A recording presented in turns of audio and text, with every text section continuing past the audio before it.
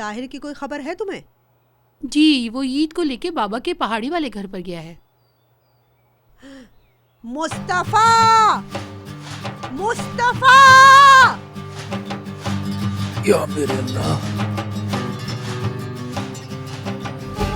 ये क्या हुआ है? ताहिर उस औरत को लेकर पहाड़ी घर पर चला गया है और तुम सुकून से सो रहे हो। हाँ, क्या कह रही हैं आप? आपको कैसे पता? इसने बताया है। आसिया, भाभी क्या किया आपने? तो और क्या करूं? आपकी अम्मी ने बिना तैयारी के सुबह सुबह पकड़ लिया मुझे, मैं संभल ही नहीं पाई। हाँ, और अगर संभाल लिया होता तो छुपा लेती ना।